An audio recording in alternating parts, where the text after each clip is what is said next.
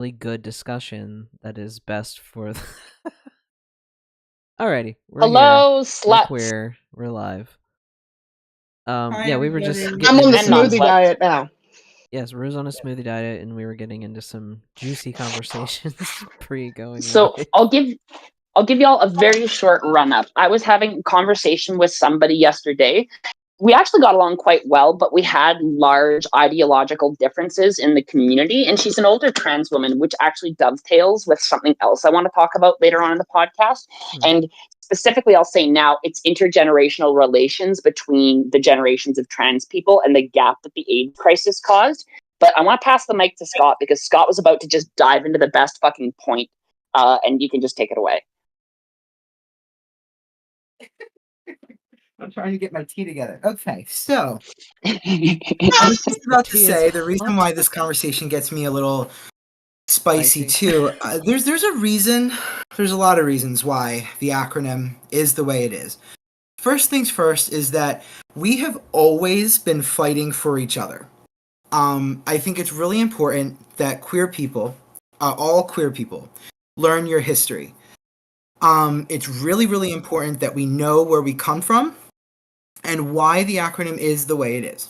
That's just to start. Now, sexuality and gender are twins, not identical. Related, but not the exact same. But they have that thing where, like, you know, when twins know something is wrong with the other twin? Yes. They are so interwoven into each other that they cannot be separated from one another. I'm trying to make a couple of points. I'm trying to make it as articulate and eloquent as possible.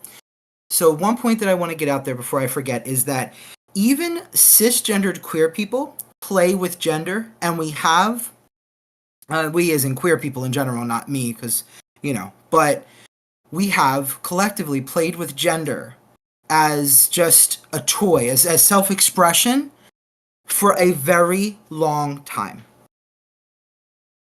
Gender has always been something that the queer community, cis queers, non-binary queers, and trans queer people have played with for a very long time.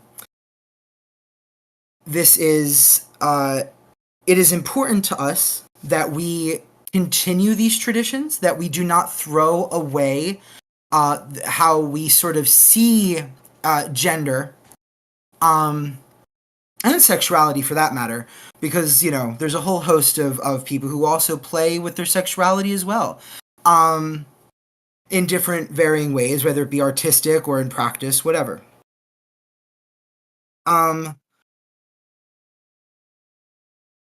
I also think that whenever we've tried to separate whenever there has been, and there has been division in the past, like, for instance, to use this as an example, though it's a loose example, but it still fits.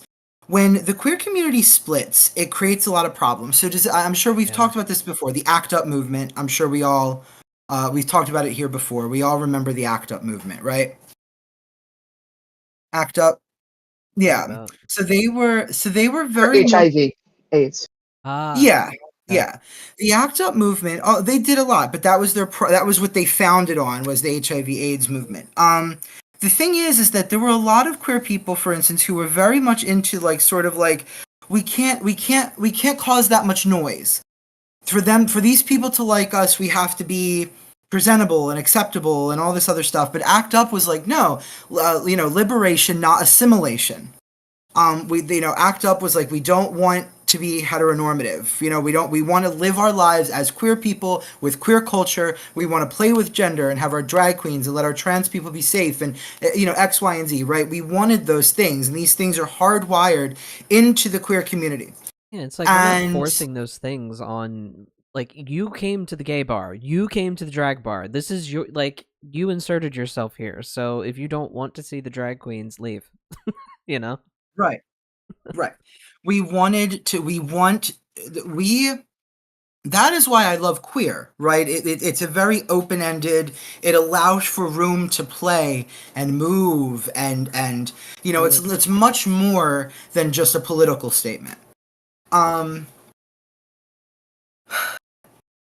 It is, I think, very narrow-sighted to attempt to separate any of us out, whether it be ace people looking at you, fucking J.K. Rowling, you're a bitch. You know, or bi people, or trans people, or anybody from this community. You cannot be separated out. Maybe except for conservative queers, because I'll never understand you. Yeah, I don't get it. I think you're traitors, but yeah. It's just the position of taking trans people out of the acronym is it's ahistorical, and it doesn't work. It doesn't work because it just, our community isn't designed to be, Just does.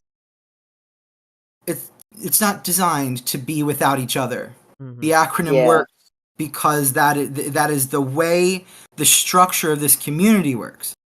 I don't know. I may not necessarily have the I don't know what you would call it, the information to kind of give you in any academic sense, but from being a queer person who's read enough history, who knows that it doesn't work for us when we're completely divided. Like the whole ACT UP situation, like I was talking about a few our seconds lived ago. experience, you know, like Right. queer people in queer communities, we know what it's like, and we know what it's like when we start to split and divide, and it doesn't end well. Right, it doesn't work, and even that. But the funny thing is that a lot of them had. It took a long time for a lot of those queers who were like, I just want to live my life. I want it to be comfortable. I don't want to be loud and whatever about it. And then, you know, the thing, and on the other hand, a lot of the ACT UP people couldn't understand why people wanted to be quiet. It took a lot of work to kind of be like, there is this place for both of those things, right? Yes. The goal is for all of us to just fucking live our lives, right? Like I don't want, but at the same time, don't tell me to close down gay bars. Don't tell me to stop having Pride Day. Don't tell me to stop having drag events or whatever. Like, I'm still going to have, like, you know, queer leather parties. You know, like, these things are all just part of our culture, and you can feel how you got to feel about it, but don't tell me to stop. You know, because I'm not going. So it's a free country, goddammit. I want to give quick before you get into go on, what you're Sophia. gonna I say, apologize. Sophia, I wanted No, you're good. You're good. I wanted to say hello to our people here in the chat. We have Brian with us, one of our longest listeners. I am so glad you're Hello. here. BOG. Now you weren't able to catch himself. us last time. So I'm not sure what their pronouns are. And we also have Sage. Sage is here too. Sage is also a very long time listener. Hello. So hello, Brian. Hello, my lovely. We love there's a third one lurking somewhere. I'm not sure who you are, but hello anyway. But Sophia, you were saying. Yeah, so just I wanted to give a little bit more context to what got Scott worked up. I was in a conversation with a bit of an older trans woman yesterday, and she was making an argument. She's trans herself, so we're not debating this with like right wingers. This isn't like somebody engaging in a bad faith argument, but she was coming at it almost from like a Yes, she was coming at it almost from like a taxonomical position, you know, of like her argument was that like everything about LGBT has to do with sexuality, and then transness has nothing to do with sexuality, right? And my point that I was trying to make was that that kind of ignores the lived experiences of how these communities were always like segregated away from main society by like virtue of being queer as the label that was used against us, which we've reclaimed, you know. I wasn't able to get that many words in with her, and she kind of like, I wasn't able to convince her that her point was wrong, right? But I thoroughly don't agree that, because that's like basically living in a sterile academia ridden environment where you mistake the map for the territory, right? Like you can say on paper, definition wise, trans people shouldn't be lumped in with queer people, and you might even be able to make some points about it, right? But it still is arguing about a map like it's the territory when it's not. The map doesn't teach you the ridges and the contours of the mountain. It teaches you its rough placement. It's not meant to be a literal guide. This is kind of one of the biggest follies I see in academia, when they treat statistics as accurate representations of what's going to happen, rather than data analysis that's been gathered to talk about what's happening. You can use it to predict stuff, but they always put the fucking cart before the horse. We don't live in a world that arises from definitions first and then orders everything else in. That's like retrofitting, right? And we also had some other points about like trans youth and shit, which I will get into, but yeah, I wanted to pass the mic just because like this wasn't coming out of like a bad faith argument. It's someone's I would say misguided attempt to, I don't even fucking know what the point of doing that would be, to be completely honest, other than just like dying on the hill for the sake of definitions. Yeah.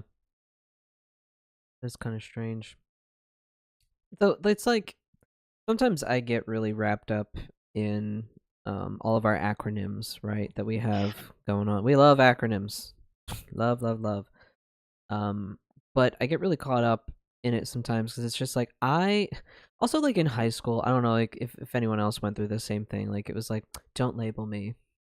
I'm not gonna label myself. I don't have a label, you know, like even though like I was definitely very queer and, you know, maybe kind of grunge, goth, whatever, like all of those labels absolutely applied to me and I could have used them and I probably did at some point, but I remember a point where I was young and I was like, don't label me, you can't label me, you know. And I think is where it comes from, and I kind of feel it more now as an adult. It's like, yes, I identify as queer, I identify as pagan, witch, wizard, you know, whatever fucking term. I'm a fucking goofball fucking weirdo. I get it, okay?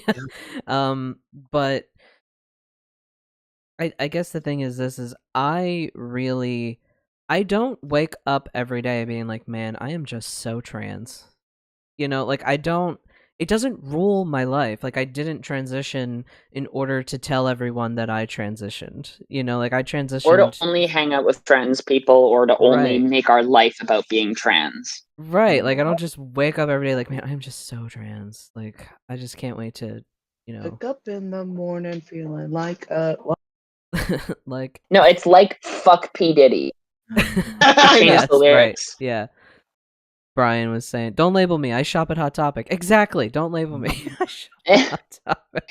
Don't label me. I hold my clothes together with safety pins and I wear them for earrings. Don't label me. Don't label me. And because I dream of a world where none of this fucking matters. Like, honestly, where none of this fucking matters. Is like, hey, this is Jay. That's Rue. They're married. They don't have kids. That's cool. And then this is this other couple, and they have kids. Like, it's just like no one's like, well, what's in your pants? What's in your pants? Like that. What's in your wallet? Commercial. What's in your pants? Like what? I really think we're actually getting there. And I watched a video today that put everything in fucking context. It was so on the point. She said, society's dying. And guess what happens when people are dying? They shit themselves. What do you think's happening right now? Society is shitting itself. It's going. But there's another thing that happens too when you shit yourself. It's childbirth, right? So we're either in the process of dying or birthing something completely new. But the shitting that we're seeing right now is the process of the old world completely dying. And I'm like, holy fuck, that's cogent. Genius, even. Yeah. That strikes pretty true. It feels that way. It's weird. Like, so last night was a full moon, and we picked up Scott and Darian and brought them up to our place for some witchery. Yeah. We did some divination. We did some spirit kind of, you know, communication and stuff. But what we also did is we kind of piloted this sort of astral army stuff that we're doing. Really what it is we lit a pink candle and we kind of did that initial call out to our queer ancestors, you know, the ones who have come before us, the ones we know, whose names we know, and the ones whose names we don't know. And essentially we just kind of said a prayer for them, you know, to have rest, but also to fight for us too when they can. And it was a very powerful sort of experience. Like, we definitely felt a presence, you know. They like filled the room. Like you Mhm. could kind of feel the Limitless open, and you can kind of feel them kind of like standing there. Absolutely, Yeah, for sure. and it made me feel very hopeful. Also the energy in my house, like the next day, is it's very light. There's also the weather is helping too. Like there's a little bit more sunlight today. It's not as cloudy and rainy as it was yesterday, so like that's also contributing as well. But I think for for the first time, I guess maybe since the inauguration, I feel strangely free. I feel very free, even though I know that there are efforts being made every fucking minute of the day to make Mhm. me not very free, and yet I feel more free than ever. I don't know where that's coming from. But I'm gonna ride that wave. I don't know if Idea. hmm? Okay. Am I the only person who felt great in 2020 when the world was burning apart and we were all isolated inside? Simply because my life had always been that, and everybody else was finally on the same fucking playing field as me and could actually talk about the real severity of the world and the issues that we were on? Was I the only one who enjoyed that?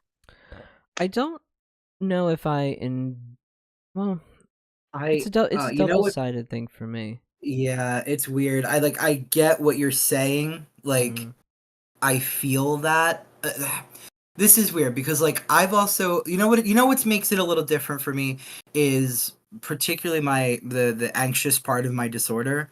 Mhm. Um I have been incredibly anxious, but the thing is like another thing that also comes with my issues is this hyper awareness.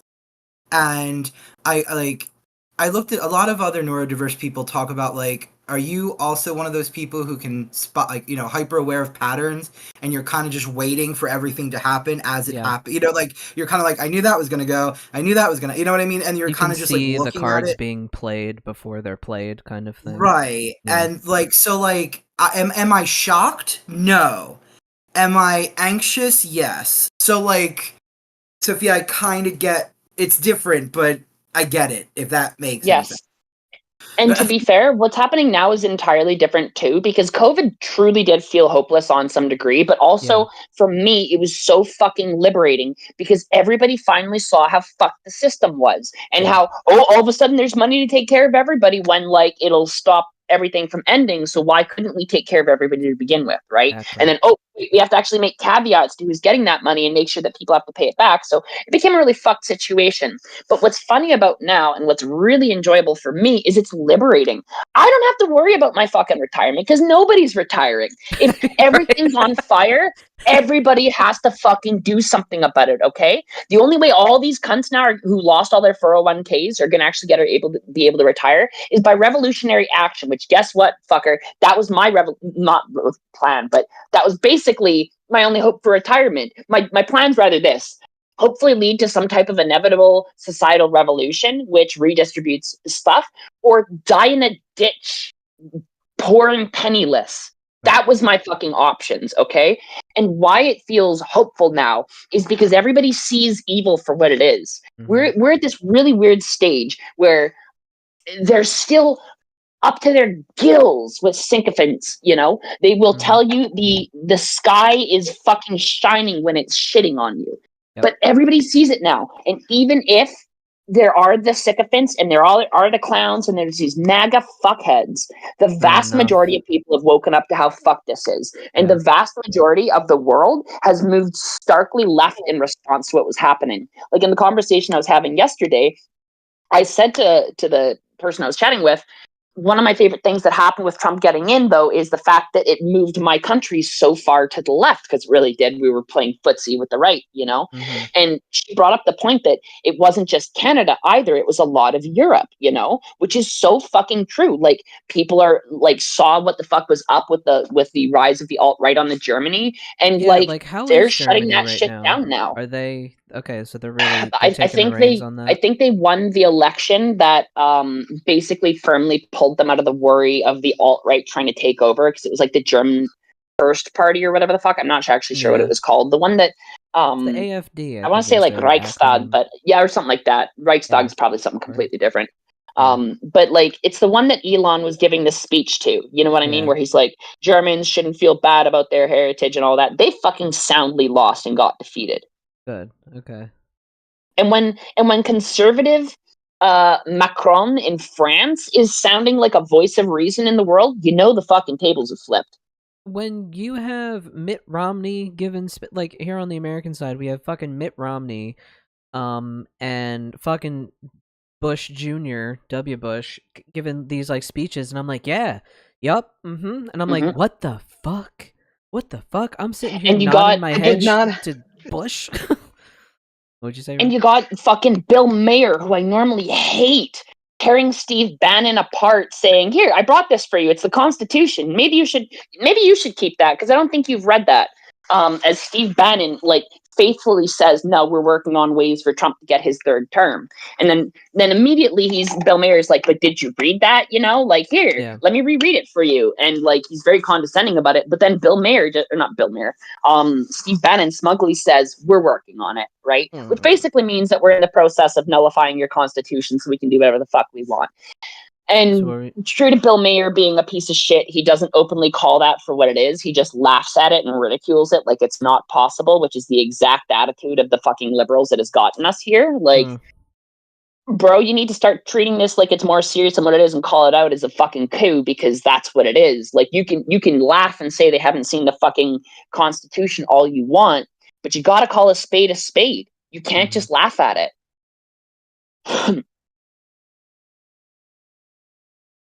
Very true. No, I was like, I did not have George W. Bush not being the biggest asshole on my 2025 bingo card. No. Like, I remember, like, also speaking, like, what you were saying earlier, Sophia, 2020, I did not like isolation because I saw everyone around me benefit while I continued to have to work and work even harder to make less money. And then also I spent my 30th birthday in isolation and didn't get to do anything. So now I'm like, I'm now 35 and I'm just like, yeah. I feel that, but at the same time, it's still, at least other people were in a boat where they could understand what I was talking about, and I didn't feel like a foreign person on a planet that has nobody who can relate to me, you know? COVID was, in some ways, quote-unquote, the great equalizer for many of us, but for many of us not, you know, because, like, well, you work at a grocery store, so you're essential, you know, why aren't you paying me $50 a fucking hour hazard pay then, you motherfuckers, you know what I mean? If I'm so essential. So I think there was a lot of splits on that. But yeah, COVID did really bust things open and show the world for what it was. So like all of a sudden we can just throw all this money at the vaccine. We can just throw all the, you're giving me how much money? Stimulus check to just stay home? What? Excuse me? Why weren't we, I could work from home now? Oh, and look, it actually does wonders for the economy too. Yeah.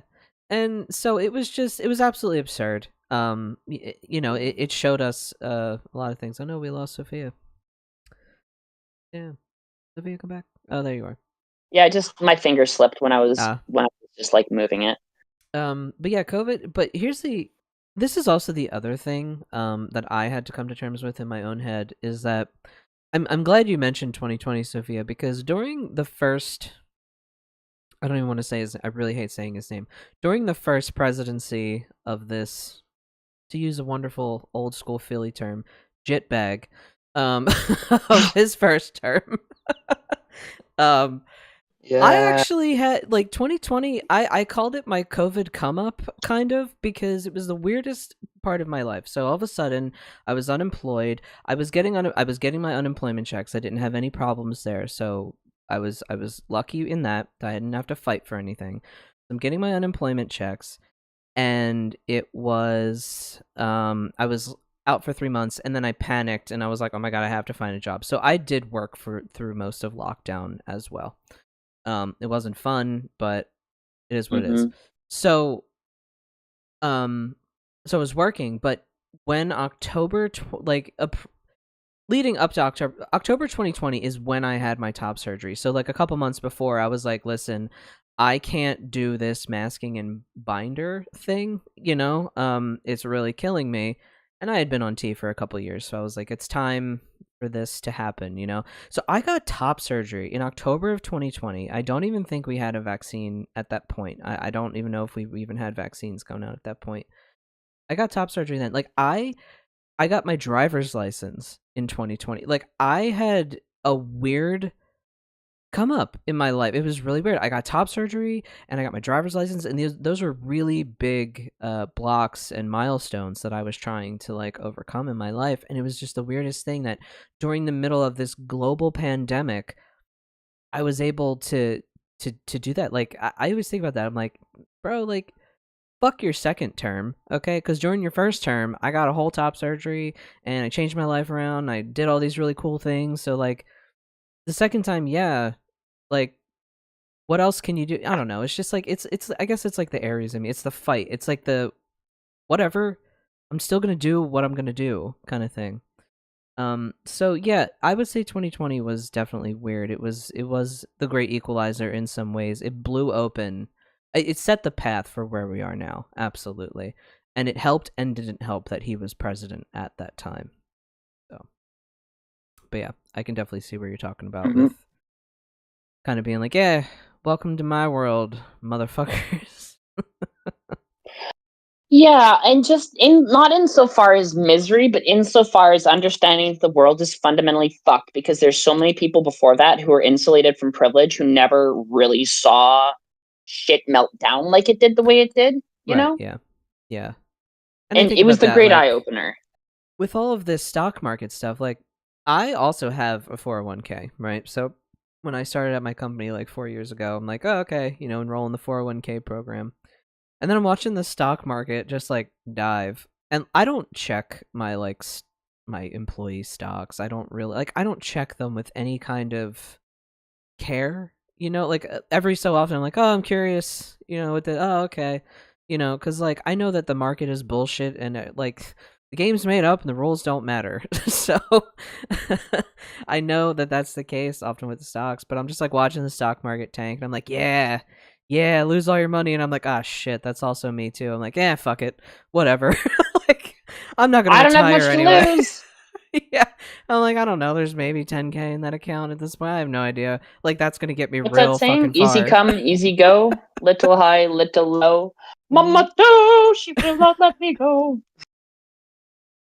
Yeah, there's this sort of I don't know, freeing, maybe it's the fuck around and find out kind of feeling that I have. You know, it's like, if you really think that this whole country is just going to be like, yeah, you can take away all of our rights, that's fine. And, you know, take away all of the little things that we have. I just don't think it's going to happen. It's going to look miserable for a while. Like, it's going to be a miserable fucking slog. And I think to completely unfuck society, it will take decades. If, you know, to completely unfuck it all. We're already talking about that. The damage done is going to take years to undo, but... Yeah. What was... Who knows what'll happen? The thing there's a thing that I keep circling back to yesterday, Scott. You talked about it. You were talking about Gen Z, or like the younger generations, I should say, and how they don't have individual personality. Like, it's not like like conformity is really a big thing for them. For them, yeah, they have to. You know, it's funny because, you know, I know in our generation we learned over time that, you know, the harder you tried to not conform, the more essentially you were conforming. But when you set yourself free, this is the one thing I love about being a millennial. We learned how to set ourselves free from needing to either conform or not. We allowed ourselves to exist. You know, if you were the type who likes to wear big sweaters and go to the bookstore and, you know, you were kind of cottagecore before cottagecore was a thing, you know, you could do that. If you were the type that liked to go to a goth club, you know, and you know, do what, you know, dance and drink and do your thing, like, you did that, you know? Like, I do it as a Barbie girl. Exactly. Pastel goth is a thing. We allowed ourselves to do the thing. They are so afraid. Like, I was listening to Gen Zs who are starting to see it, who are starting to go through the process that we did of, like, just exist in your body, in your life. Allow yourself to be free. Unshackle yourself from these weird expectations. And they're calling out their own generation and being like, you guys don't even dance at the club anymore because you're so afraid of looking silly. You can't even be crazy anymore. You're not expressing. So now they're doing this thing. I was actually there's a fashion historian who was talking about why Gen Z fashion is becoming more conservative. And apparently this phenomenon lines up also with recessions. And we see it a lot where recessions and the philosophies that come with periods of recession, the philosophy gets more conservative and the style as well. And like a lot of these same young Gen Zs that are calling out their own generation are like, you guys dress like you're off the set of the Prairie, Little House on the Prairie. I go to the club and I'm like, what are y'all wearing? And I mean, don't get me wrong, like I don't want to insult people. Like you could dress again if you like the cottagecore thing, do it. But like, but I get what's being said. You know what I mean? I get the gist of what's being, they're talking about identity. They're talking about personhood and personal agency. And they think that if they don't measure up to their peers, that they're doing something wrong. Cringe to them is the worst possible thing you can be. But embrace cringe. Set yourself free. In the cringe, you are who you are. Also, like, that sets me up for my whole fucking rant about millennials. Sorry, go ahead. And that's why that's why I think, that's the philosophy of millennials, at least, that I've known. Yeah, some of us are miserable sacks of shit now, and we're of course every generation has that. Yeah, but most of us are just like, dude, do your fucking thing. Like everyone, like don't. It's literally just don't let the haters bring you down, kind of. So, I really want to speak to the millennials for a second because I know we're all millennials here on the podcasters group, but like I know a lot of us have millennial audience as well. And guess what? We're the fucking middle children of history. Nobody really wants to hear that, but as a middle child, that is exactly what we are. Our parents are the greatest generation and baby boomers, okay? The offspring are our oldest child, Gen X. We're the fucking middle child as millennials, and then you got Gen Z, and everything coming below that is us having kids, and those are like our children generations, right? We're exactly who we are because we're the generational middle children of the world. The middle child learns, oh, I'm not going to get all of, the approval that the older child might, and I'm not going to get all the benefits that the younger child might, even though, like, not to say Gen Z are getting benefits because they're getting fucked really hard. But what we kind of do is cross generational gaps. We're the only generation that wasn't born with digital stuff in our hands, but adopted it like what they call digital natives. We made the first fucking memes. We developed internet culture. That's us as a whole. And this is a key issue. And we created, I think the kids created cringe, to be honest. At the same time, they created based by appropriating AAVE, which is slang for somebody freebasing. Let's be real. That's at least what I was slang told. Is derived from. Is AAV appropriated? Yes, I can say that 100%. Shout out Mike Podsmith in Cyberpunk actually writing that into the core story, where like chum is an appropriation of chum, which is, or like a lot of like Afro-Caribbean slang gets pulled into the vernacular that they make in 2077 as like the natural evolution of co-opting AAVE because like Mike Podsmith is black and gets that. Total other point though. When I was talking with this older trans woman, I had a fucking epiphany. She was kind of complaining about younger trans people, specifically non-binaries, because she thinks that people complain too much. And I can see tons and tons and tons and tons and tons of conflict between the oldest of trans and queer generations and the youngest generation. And a lot of this comes from the fact that the AIDS epidemic severed our interconnectivity with each other. I had a realization that I'm supremely fucking lucky. Because when I came out as trans, I met JD, who's one of the people who passed away in 2020, who I added to the Astral Army project.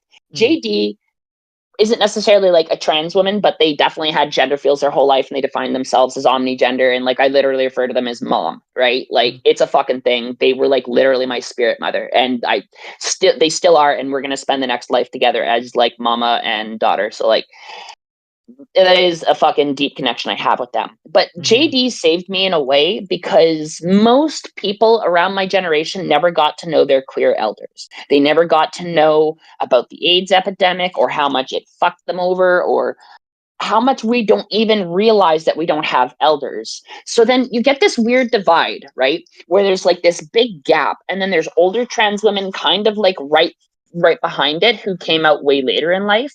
And then there's like survivors of the AIDS generation, right?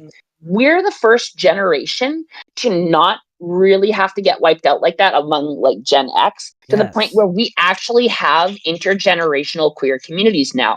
And we're starting to develop intergenerational conflict because trans people are always trying to advocate for rights and change society in a way that other minority groups are, well, not other minorities, all minority groups are usually trying to do this because they don't fit into the dominant socioeconomic ethno group, right? Because we're all essentially ejected from it or not included from it because of queerness or any other stipulation, right? So we all by necessity have to change the world to be a part of it. And honestly, a lot of the people who are older, who are queer, this is not a judgment of anybody, but a lot of people who survived because they were insulated from the epidemic either through wealth or privilege, right? It's either people who didn't get to come out until way later or people who never actually were involved in those situations to begin with, right? And the people so who there's this survived weird by like sheer luck, you know, they're the ones that are like really real now. Like they were like, yo, JD. I just barely got JD. by. Yeah. Yeah, they told me about like people they knew who had died from the fucking AIDS epidemic and shit. And that's the only reason that it's actually such a dear topic to me in a way that I notice it's not to a lot of other queers, because I actually got that queer elder in my life and it fundamentally changed who I was and made me a better person. But we have a disconnect now where younger queers don't want to talk to older queers, specifically in the trans community, but it also is in the queer community too, to some degree. And older queers don't really want to talk to younger queers. And I notice they fucking judge the shit out of each other a lot. And honestly, I think that millennials are the only people who can bridge the fucking gap because we're the middle children of history. We can understand both sides and all the trauma that goes on, right? And let me give you an idea of the rub. Older trans women don't always have the best politics because of the artifacts of the eras that they had to grow up in. Younger trans women tend to be hypercritical of people who have bad politics because they see the direct effect that it has in their lives.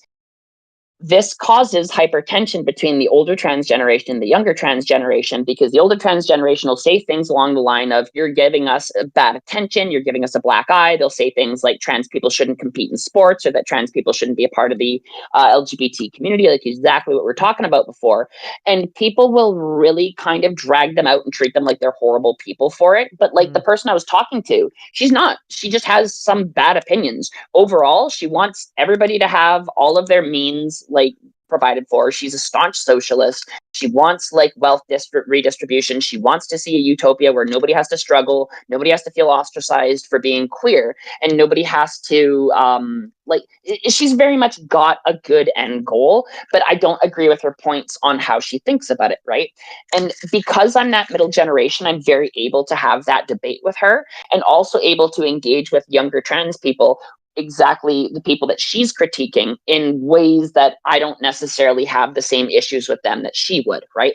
Because we're the middle kids. We see where the younger kid's coming from and we see where the older's coming from. And I've wished to fuck that our generation would just but that's what we are. We're peacekeepers and peacemakers. We're the people who have to see both sides and bring them the fuck together to talk, because this is the continuing issue of society.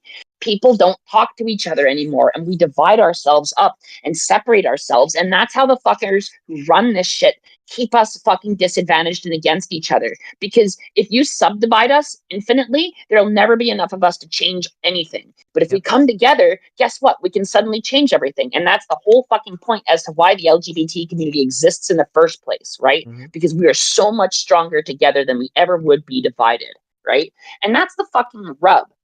How do we get this older generation that's a little out of touch and sometimes a little unempathetic to step into the position of the younger people? And how do we get the younger people to understand that the older people are traumatized in a specific way where they're carrying on their traumas and projecting it at the younger generation? But also, we would literally not even exist if they hadn't fucking carved out spaces for us in the same way. Like, granted, I would have still come out as a trans woman even if I didn't have representation outside of like myself. My life would have been a lot fucking worse though if there wasn't other people. Just like the trans women I know who are coming out now, they didn't have to grow up never seeing a trans person or knowing what trans people were and figure that out in their fucking 20s, right? They don't have to have that experience anymore because we're a hot button issue, and kids are allowed to know that they're trans and transition now. Maybe not transition, but like have a fucking social transition. You know what I mean? Like, it is changing because of what we're doing. But people need to understand that you don't get change by everybody always being at the same point all the time. It is a fucking interlinking chain, and if any link on the chain snaps, you've lost it, right? Yep. We need to do better. We need to come together more. We need to call each other in more. We need to have more conversations, and we need to have more fucking empathy. Yep. I wanted to. By the way, I was seeing you like all the snaps. By the way, you were like, I was over here like, thank you. Poetry snaps. Yeah, I think you were getting some snaps. I'm off my soapbox too. So Sage was saying, I am Gen X and y'all are speaking my truth. And Brian was saying, my husband lived through it, the AIDS HIV crisis. He's older and it's still very heartbreaking. He said he always went to a funeral every weekend. And Sage, it sounds like you had experience, living through that time as well. I'm really glad that, we do have older folks in this community. And maybe that's, we're all millennials. So here we are, the great, bridge, middle children of history. Yeah. Bringing everyone together. But, honestly, I really feel like what I'm forming in my head is maybe we need to turn this into a workshop, a talk, a class, like something we can take on the road, something we can present at places, cool. Because I think we're hitting on something really crucial and like key and core here. Yeah, I don't know. Maybe we can also workshop something like that. Have conversations with people you disagree with without writing them off. Like I said, the person I had a conversation with yesterday, she's a wonderful person. She wants good things to happen. She puts her money where her mouth is, and she shows up for other people. Yeah. You may not like her opinions. She's still a good person. Yep. She still wants good things. We're having this conversation because I didn't immediately jump up when I heard a view that I disagreed with, and we debated for 3 fucking hours, okay? She learned stuff from me, and I learned shit from her, and now here we are as a community having a greater conversation about it. We really need to start talking to people we disagree with more. Yes. Sage was saying in the chat, as a Gen X, I get along better with millennials. My generation dropped the ball. That's funny. Because, sometimes for me, like, some millennials I don't really get along with. Like, some millennials are just too, like, guys, we're not going to have the perfect world. Like, we're not going to get it, okay? It's not going to happen in our lifetime. But we need to do work now to pave the way. And some people have kind of given up on that dream. And I'm like, whatever, we got this. You just sit there. It's fine. So... that's actually one thing I want to say really quick. What'd you say, Rue? Oh, sorry, go ahead. No, I was just going to say, as millennials, we're used to cleaning up other people's mistakes. It's okay. Sit there. Exactly. That. Mm-hmm. You were saying something? What was I going to say? No, I lost it. It'll come back in just a second. It's okay. If I could also just interject with something fun, something you said, Sophia, made me like smile because it reminded me of like, something pop culture. You were talking about like, we were the generation for like peace and stuff. And I don't know if any of you have ever watched Frieren. It's an anime about a mage who like goes on these walkabouts every however many 100 years. And her mage teacher was like, Frieren is a mage for a time of peace. And and her teacher's talking to like the most powerful elven mage in the world, and she's like, she's not like us. She's not designed for war. She wants to bring, she doesn't want to fight. And it was funny because it just made me smile and it made me think of that. Aw. But I'll it's drop a true. link to that in Discord. And you reminded me of what I was going to say. We constantly say things like we're never going to have a perfect world, and that's actually more a it's more a point to say, hey, don't focus on the end goal, focus on getting there, which is 100% true. But I also want to point something out that I noticed in COVID that really kind of I like to hold on to as a piece of hope. Remember how quick everybody's finances were sorted when we just redistributed wealth? Yeah. Crazy. Literally, to fix the entire world, all it takes is a universal basic income for everybody to start with, okay? You're not going to fix climate change immediately. You're not going to fix social division issues. But to start fixing the world, you need to make the average person's life livable. And it can happen at the drop of a fucking hat. And that's the thing I keep coming back to from COVID. It's literally as easy as signing a fucking piece of paper to do it as an order. And if it were to continue, they act like the money can't come from nowhere. But guess what? It already comes from somewhere, taxes, and you're paying it. And guess what? Instead of it just being a system to funnel resources out and into the pockets of people who are never going to use it, it becomes a closed loop system where you give the poor people money. And guess what we've seen? Everybody who got that COVID money spent every fucking penny of it, unless they were already rich enough to not have the need to spend it, which that means that you have assets, right? Mm-hmm. UBI does more than work. It fixes every fucking problem in the world.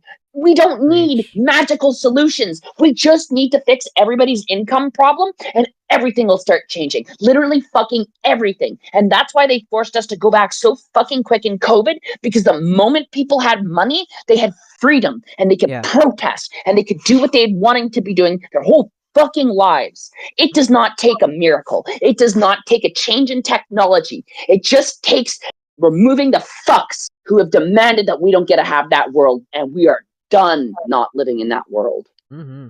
Hell yeah. Sorry, I got back up on the soapbox again. No, it's fine. I'm ever since COVID, honestly, ever since I saw how different my life was with a little extra help, right? And that's the idea of UBI. Like, people are like, oh, if you have UBI, people aren't going to work. It's like, no, UBI gives you, everyone has a base. Everyone has the same base starting ground, right? Everyone gets this, whatever that amount is, right? Whatever it's decided, gets this amount a month or whatever the case is. And everyone has an equal playing field, kind of, right? It kind of equalizes, because if you're poor and you're only getting $2,000 a month, and you're rich and you're getting also $2,000 a month, I mean, it's different, right? But it does help. Most of the time, there's income restrictions. If you're making an income, you don't receive UBI. Like, if you're making over a certain amount of income, you don't receive UBI. Yeah, it would. I guess it would. I don't know how that system would be designed. Yeah, so however, whatever the threshold is, but the point is, like, so people have money. So it's like, if I just want to live a modest life in my studio apartment and write my book full time, I can do that. I'm going to live a very simple, modest life, but I'm not going to starve in the process. And then maybe you'll be working the whole time. Yeah, or maybe I get my big break, and then maybe I'm like, hey, I could really use some extra money. Let me pick up a part-time job. Or maybe I need a lot of extra money, so let me go pick up a full-time job. And it just allows people a little bit more freedom and breathing room, and it helps the economy. It stimulates the economy, because right now everyone is holding on. Everyone is in survival mode, order mode. Like, everyone that I talk to is like, I'm really not trying to spend a lot of money. I'm trying to, kind of keep my resources close. And I've seen, all kinds of articles and reports, Americans aren't spending money right now. Well, no shit, because we think everything is on fire and everything looks fucked. So no, you can't expect people to be like, oh, let me go on a shopping spree right now. No, I'm not going to go buy a new TV. It's just not happening. Yeah. I saw a post that was talking about how society literally runs on little treats, because they force us into doing jobs that we don't want to do.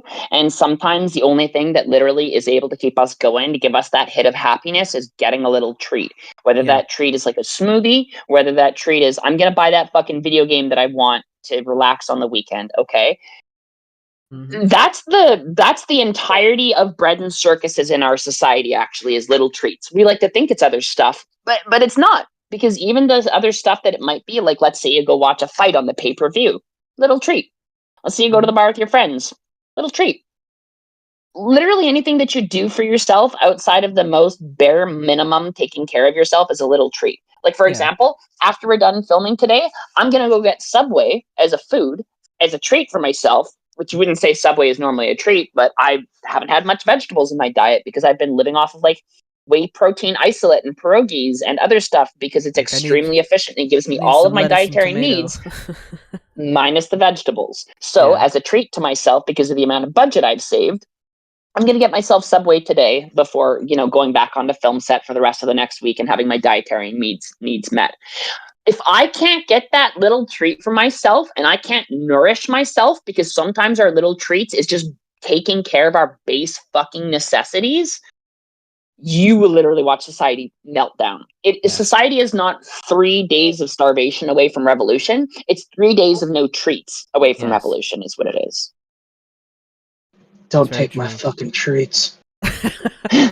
Trick or treat, motherfucker! Trick or treat. Snackies. Scott, I did it. I bought the Taurus book, and fuck me. I told you. Evo, if you're listening, god damn it, you're good. Evo Dominguez? Lord Mooney, yes. Lord Dominguez. I'll actually do a little shout out. If you're anybody who is at all famous and listening, let's fucking collab. Like, we were talking about it the other day. We want to have more interviews and bring more people into the chats and shit. Like, let's fucking do it up. You're doing that back in the day. What it is for me is it requires a lot of energy. Planning?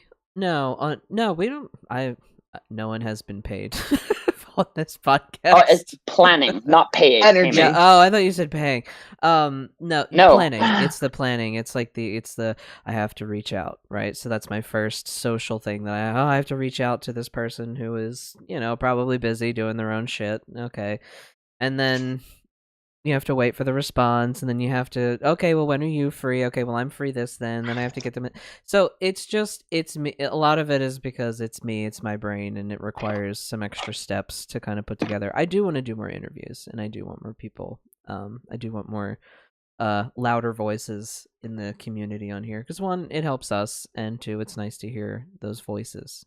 People like to hear them. So yes, I do want to collab, but I'm also anxious. Thank you. And we can't necessarily ask you to do any more labor than you already do, because you already handle all the technical end stuff in ways that the rest of us are just not equipped to do. I don't even have the fucking computer to do it. What were you saying? Yeah, editing is a lot. No, I was just gonna say, didn't we have Evo on at some Evo was on point? here. Yeah, we had Evo. Yeah, Evo was on here. We saw him many times at Sacred Space, and it was so wonderful, and it was so crazy. I think it was the last day. I think it was Sunday.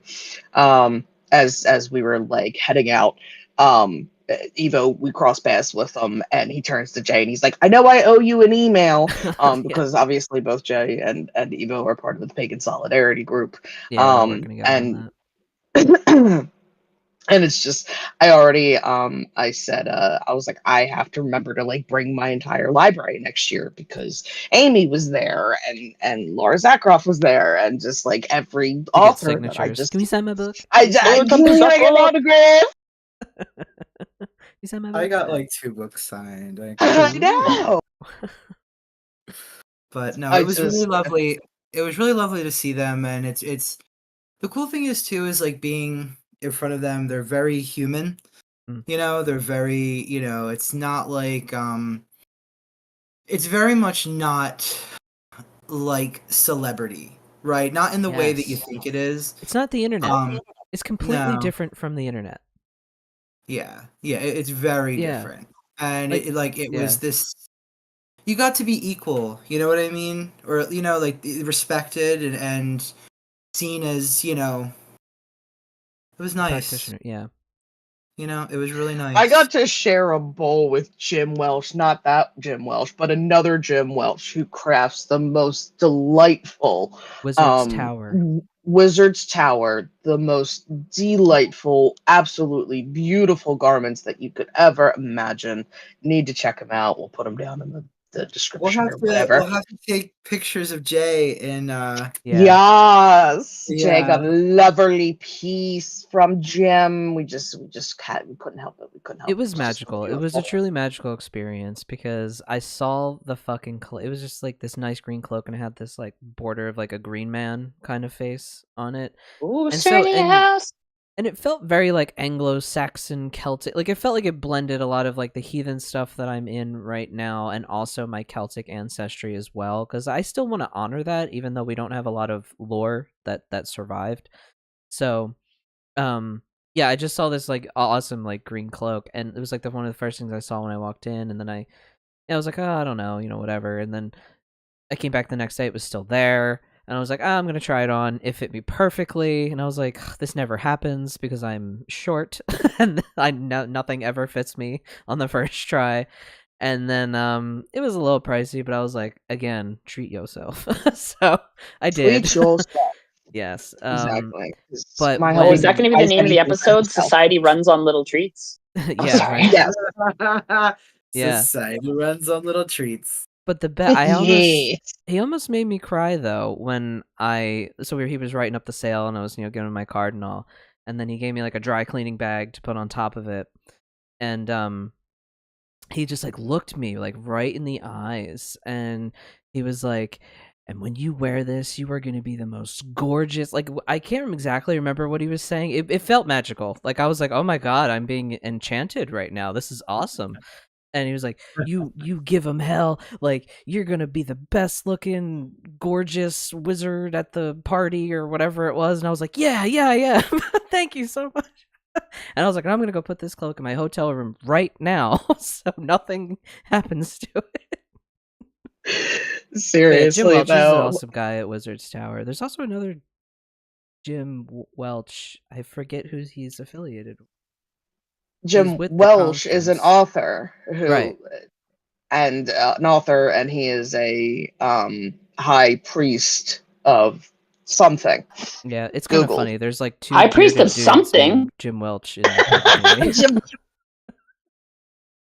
thank God there's no other J. There's not a lot of other J's out there. So there's Jasons, but I don't go by Jason. I go by Jay. So I'm but we were talking about Evo. That's why we were talking about Evo, because Evo did co-author that whole astrological witch series. So you have Aries witch, Pisces witch. So there's a book for each of the astrological signs. Each sun sign specifically. Yeah, each of the sun signs. And real quick, I found it. Jim Welsh is the high priest of Troop of the Starry Door, a coven of the Assembly of the Sacred Wheel. Right. Oh, Sacred Wheel. Yeah. Yeah, they're all. That's kind of one of the bigger organizations in this area is the Assembly of the Sacred Wheel. I believe they're all I don't know if they're Wiccan specifically, but I'm not. Yes, they're Wiccan. But yes, Evo co-authored all these books, and so he's the co-author. He writes a lot of the astrology information in the books, and then he actually has people who are Aries, who are the actual sun signs, like write extra articles and pieces and stuff like that. And I was kind of like back and forth. I was like, sometimes when it comes to astrology, sometimes my brain is still like, is it just horoscopes, in teen magazines, And I'm like, it's not though, because it is usually pretty spot on, and we've talked about it here enough. And I'm like, and it's like Scott was saying the other night, we have like what 4,000 years of collective. If you count the Eastern traditions of astrology, it's 4,000 or just over 4,000 years, roughly. Right. And then we try and pass that off as, oh, it's just bullshit teenage, love horoscope. I was like, it's fucking not. That you try to get me there, you can't get me. It's just been here since before all of us. Right, like the stars. Anyway, so I got the Kindle version of the Aries book, just because I was like, I immediately want to read this, so I grabbed the Kindle version. And I already finished it, because I downloaded it last night. I already finished it. I ripped through it. They're not very long books. No, It is the most validating, and I've never felt so validated and called out. That's basically what I'm saying. Like I've never felt so validated and called out simultaneously. Same time, yeah. Same. Yeah, but this is also contributing to my freedom feeling with my witchcraft. Because, and I think this also ties back into what we were saying about Gen Z and younger generations. So I think is because they live a lot of their lives online, right? They all have a phone in their hand and they all have a camera. And so if your friend is at the club and they can't dance, right? Like maybe they just, they don't have rhythm, but they're having a good time anyway, right? Millennials will be like, you go, like live your best life. They're mean. Like the younger generation, they'll record you and then, oh, look at so and so, they can't fucking dance. So maybe that's why they're not expressing themselves, because they're too afraid to be ridiculed. Right, but that's right. That's yeah. Yeah, and I think that's part of it. And I think as millennials, we're just so used to being ridiculed. We're like, I don't care. I just got used to being physically aggressive with people who ridicule me in a way that they're not comfortable with, and it takes their online would-be bullying into a do you want to get punched in the fucking face in the meat space kind of energy that they don't really like. Yeah. So that's like one approach. It's like... So... Sorry, go ahead. No, what were you saying? I was going to say, it's like those people who are dicks in traffic who don't stop for the side or the crosswalk and then pull halfway in and then the light changes and you all have to walk around them. I literally start running my hand. I ran my hand across the hood of a guy's car today and he put his hands up at me and I was like, what are you going to do about it? Are you going to get out of your car and come and fucking hit me? Oh, guess what? He didn't. He's not going to come hit me in a crowd of people. He fucking sucked it up because he made a mistake and I put my hands on his car and he didn't like it. Exactly like that. Put your hands on your bullies. See how much they fucking like it. And if they keep bullying you, throw them down a flight of stairs. Maybe not full flight of stairs, but like half a flight. Give them a bloody lip. Like beat the shit out of your bullies. I'm sorry. Like if you're sorry, go ahead, Scott. No, it's okay. I was just gonna say it reminds me of my TikTok post today. I was letting the witches of TikTok know that it's totally acceptable to use the red hats as practice for your malefic sorcery. Yes. Like if you're not like particularly good at using justice magic and offensive type sorcery, it is totally okay to like use those people who are like, kids should be put in conversion therapy camps, like that kind of shit. Like you could totally like, follow them on their socials and like watch what they go through and shit. Mm-hmm. And like, yeah, and like totally, that's totally acceptable. It reminds me of that. Sorry. Mm-hmm. Yeah. Sorry, I was looking at the chat here and then I lost whatever train of thought I might have been on. You're good. We don't beat up our bullies in society like we used to. No, we don't. We don't. And we really should. And I don't really advocate for violence. I'm really not a violent person. Like I get mad. I'm not either. I am. But I will say that like, I am to that point now where it's kind of like it's either me or you, and it's not going to be me kind of thing. Yeah, like I'll be damned if it's me. Like I have to remember my Philly heritage, like yeah, exactly. Technically speaking, we do swing here, hands rated E for everyone, kind of thing. Yeah, that's great. Catch me outside, how about Catch me outside the Wawa. I know where I'm from. Oh damn. They're closing 2 Wawas in Northeast, the one that's at Frankfurt and Hellerman and the one that's at Tyson and Castor, and I've been to both of those Wawas and I'm like, good. They're shitty Wawas. No one should go to those Wawas. Yeah. They're horrible. You're going to get jumped in the parking lot, or you're going to get shot, or your car's going to get hit. And it's just not worth it. And if neither of those things happen, you will get food poisoning from the food that you get from that Wawa. So just don't go there. Just don't do it. Seriously. So if you survive the parking lot, you won't survive the food.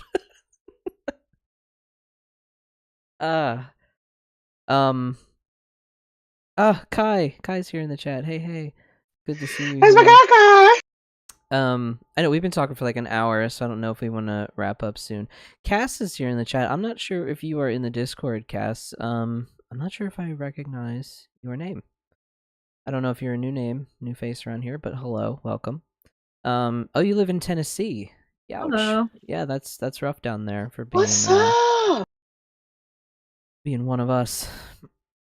Yeah, any kind of concluding thoughts for today? Yeah, be the cringe. peacekeeper the world fucking needs. Like, again, millennials, we the middle kids of history. If we don't do it, ain't nobody gonna fucking do it. Right? That's not to say literally nobody's gonna do it, but I can't tell you how many times I've done something simply because nobody else was fucking doing it. It needed to be done, and people were like, "How did you do that?" And I was like, I just did it. I just did it. Figured it out. And then suddenly people look at you and they're like, "Oh, you're a leader, you're this and you're that." And it's like, bro, I just stepped up because nobody else is gonna fucking put the fire out. Like, any of y'all can put the fire out. Here's how you do it. And they're like, "Oh, but I don't know if I can carry water like that." And it's like, bro, yeah, you can. You know, it's that simple. Whatever your water carrying is, whatever your fire putting out is, you have something that's incredibly valuable to society that is intrinsic to who you are, and steer into it. Be the fucking peacekeeper that we need, because there's more than enough people like me who are already good at violence. You don't need to if you're not somebody who's naturally inclined to fight bastards, you probably shouldn't be fighting bastards, right? It takes a specific type. Focus on, and even me as somebody who likes fighting bastards, I'm far better when I'm being a peacekeeper anyways, and fighting bastards is like less than 1% of the work, okay? So be a fucking peacekeeper, build some fucking bridges, extend that goddamn olive branch, and stop fucking dividing ourselves up, because it only benefits the ruling class. Absolutely. Any other thoughts before we up here? I think What Rue are you has thinking something. about today? No. You know what I could say, because I have to do it, is remember, light your altars, feed your spirits. Do the thing. Are you calling me out? Calling myself out. It's kind of like, I'm saying it out loud, so that way I have to go do it after. Yes, we have to go fix our Bootsumon and put him out in the garden. Yes, you because do. He yelled at Scott yesterday. That was scary. Sorry. What happened? Okay. So, oh God. In our tradition, you I was just gonna say, smash the patriarchy, be gay, do crimes. I had to do that. I was trying to do that while I was taking a hit. I was trying to be cute. Yeah, smash pig. Oh yeah, but anyway, the spirit of our scarecrow essentially scared the shit out of Scott yesterday, and it was kind of funny, but also, well, it was funny when we realized afterward what it was. We were like, got it. Yeah, we made a scarecrow, activated him to protect our garden, but haven't put him out there yet because we're still getting it ready. So he is spiritually activated, but he's been in the basement in a bag, and because he needs to be fixed. Whenever you say activated, I imagine him having fucking laser eyes and like being activated like a cat that's ready to fight. Might as well. Yeah, actually. That's his the job. The way he interacted with me, but he really just needed someone to hear him. And I think he was like, please tell them to put garden me in the yard. Yes. Literally garden. The problem was how he appeared. And it was really funny because everyone could kind of sense him in the room. But it was really scary because he was not happy. So yeah, that's what we're doing after this. We're going to fix our Bootsumon Logan and put him out in the garden. Isn't he down here? I was trying to show him. Isn't he down here? He's in a literally in like a paper brown bag. paper bag. It's like a giant bag. Where? In the bag. Oh my God! Check in near the witch corner. The Warner. The Warner?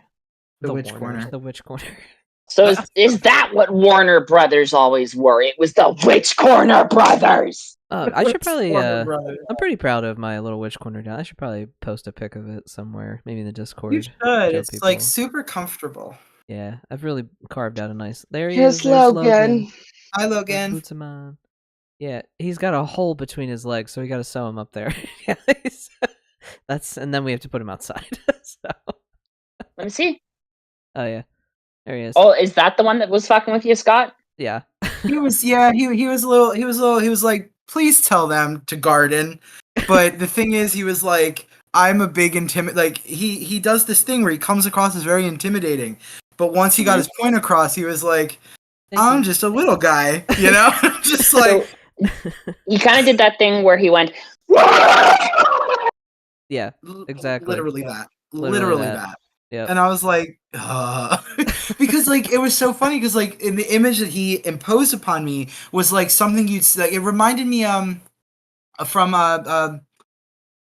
like this. Have you guys ever seen? I think it's what is that show? Oh my god, Goosebumps, the episode where the old farmer, he's a farmhand and he finds a book of witchcraft and he brings the scarecrows to life. Mm-hmm. And they all turn against him or whatever because he doesn't give them whatever jobs to do and shit.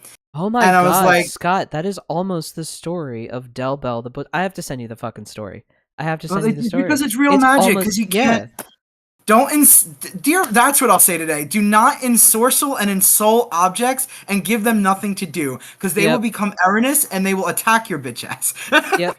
So we caught it before it got bad. But yeah. So that's what we have to do. Yeah, so I guess we're gonna head out of here today. Hang on, I was muted. That was one of my favorite Scott quotes I've ever fucking said. I actually couldn't even say it correctly. I was like, that's my favorite Quatscoat. Do not enchant objects to do a task and then not use them. They will become erroneous and destroy your ass. Like, I really need you to start making shorts of really good shit that we say like that, and that should be the first short we put on YouTube. And it's just Scott saying, please do not enchant objects, then give them no use. It'll be erroneous. Well, we do have a lot of shorts on YouTube, actually, and they're mostly Rue's makeup videos. So, I've been posting and they've been drawing videos. A lot of traffic to the channel. So sometimes they get like 500 views, sometimes they get like 2,500 views. I don't know. But it's true, they will, and don't do it. Yes. Just say no. So we're gonna go plant our boots month. Please. So I don't have to get scared by him again. Next week. And I'm gonna go look up if there's one from Appalachia, because I really want to know. I think there is something similar. So I just wanted to say thank you, Brian, Sage, Kai, and Cass. I think that was everyone. Oh, and Andy, I see you there in the chat. Thank you so much for coming and hanging out. Thank you. It's nice that we live stream and there's actually people here now. So it's for a while we used to live stream to 0, and to have between 4 to 6, people consistently is really nice to see. Yes, what I would recommend. So you were saying I want to be a witch. Everyone hate me and stuff like that. But come into our Discord. There should be a link somewhere on this YouTube page that you're looking at. Come into the Discord. I think we can kind of, we're a nice little close-knit community here, and we're pretty safe to hang out with. So I invite you to our Discord to come hang out, learn some things, and maybe we can help you out. And I know you're in Tennessee, so it's rough down there. All right, so I think we are good here for today. We've had a really good chat. Logan is going to go out into the yard so he doesn't scare anyone anymore. All right, everyone. Feed your spirits, light your altars. We'll see you later. Bye. Put some